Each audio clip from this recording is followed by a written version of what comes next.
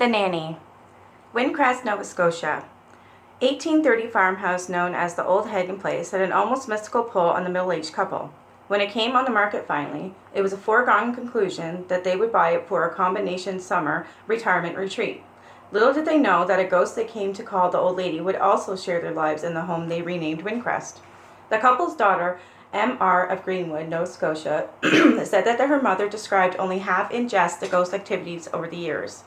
As they drove away to the city after a weekend at Windcrest, M.R. said, "My mother regularly noticed the curtains move in the window of the only unused room upstairs. The house's door was routinely hooked shut because the door latch was broken before they left, and just as routinely was found unhooked upon their return the following Friday.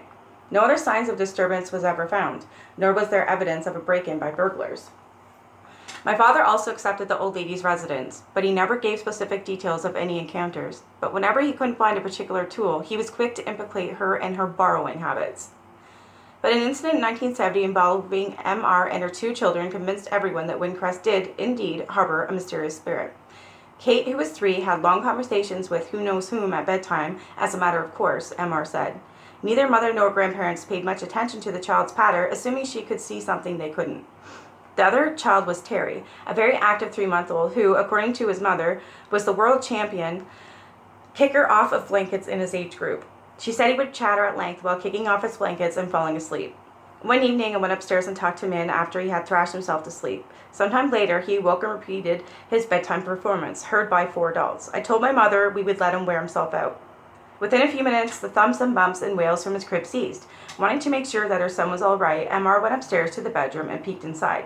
He was sound asleep, M.R. said, and tucked in tightly. Unless he had been bellowing full tilt without moving a muscle, somebody had soothed him and tucked him in again.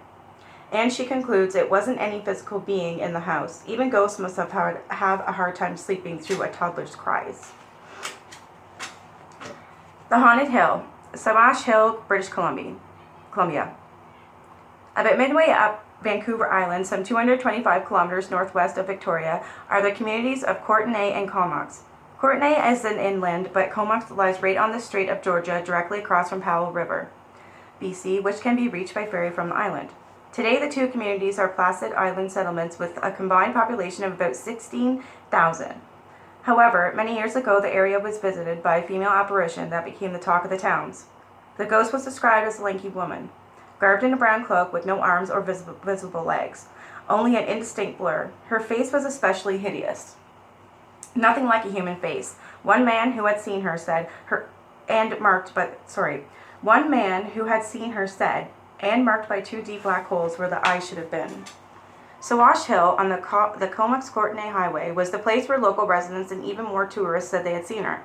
The hill is some 185 meters from the sea. The speculation was that the ghost was somehow connected with an ancient battle that had taken place some 450 meters from the top of the hill between the Comox people and their enemies, the hated band from the Queen Charlotte Islands. The Comox burial ground was at the bottom of the hill. It was from that direction that the ghost was most often seen. The first verified sighting of the apparition came in mid-December 1940 when farmer William Day had an unnerving experience as he walked past the old burial ground. He was carrying a few groceries home when the bouncing shafts of light from his oil lantern fell upon a figure standing alongside the road about 6 meters in front of him. It quickly vanished and Day continued up the hill. A few meters farther on, however, the figure reappeared almost directly in front of Day. It was a woman who appeared to be staring out toward the sea. The woman slowly turned toward Day, and that's when he noticed her eyes. They were piercing holes that seemed to look right through me, he said. She had long, luxuriant hair that moved gently in the soft sea breezes. Day thought someone was playing a trick on him. He disabused himself of that notion very quickly. I have always laughed at ghosts and things of that kind, but I was in my sober senses, and I have told you exactly what happened, Day said. A sailor returning to his ship one night saw and heard the ghost of Swash Hill. I saw a thing about halfway up the hill, he told reporters. He was so frightened that he ran all the way back to the harbor and right off the end of the Comox wharf. Construction projects also seemed to disturb the ghost. Whenever repairs or work projects were undertaken, drivers on the Comox-Courtenay Highway said they would see a woman standing in the roadway, directly in front of their cars. Unable to stop from hitting her in time, the drivers were astonished to see the figure vanish just before impact. One of her last reported appearances came after a highway crew, putting in a new water main alongside Swash Hill, stumbled upon a human skeleton. The next night, the specter was glimpsed hovering above the disturbed grave.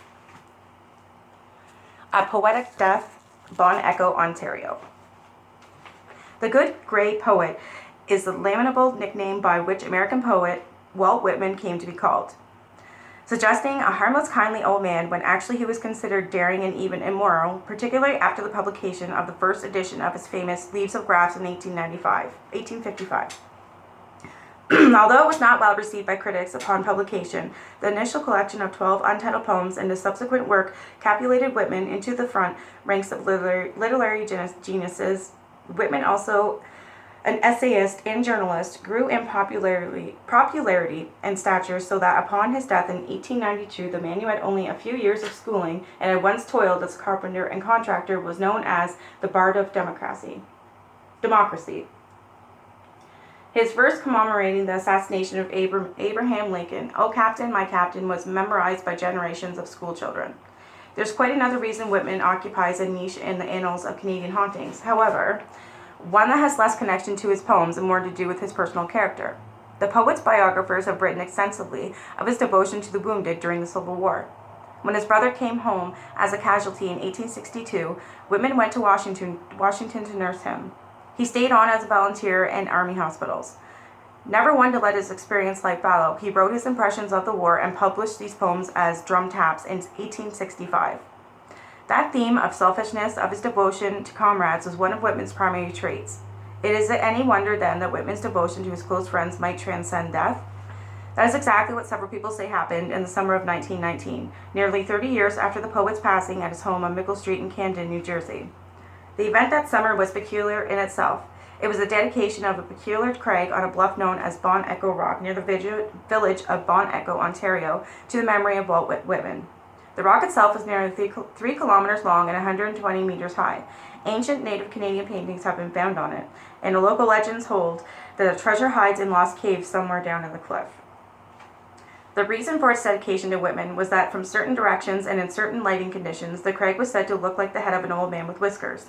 It was given the nickname Old Walt, because some thought it resembled the poet. More pragmatic observers said it was more closely paralleled to the Egyptian Sphinx, if it looked like anything other than stone at all. Several notables connected with Whitman came to Bon Echo for the ceremonies, including Horace Treball. He was one of the band of disciples who gathered at Whitman's New Jersey home during the final years of the poet's life. Treball, whom some called Whitman's Boswell because he wrote several books about Whitman's life, which he called the Diary, was one of the literary executors of his estate. Treball was very ill when he arrived in Bon Echo. A heart ailment had become acute. It was apparent that his last days might be spent in that Ontario hamlet.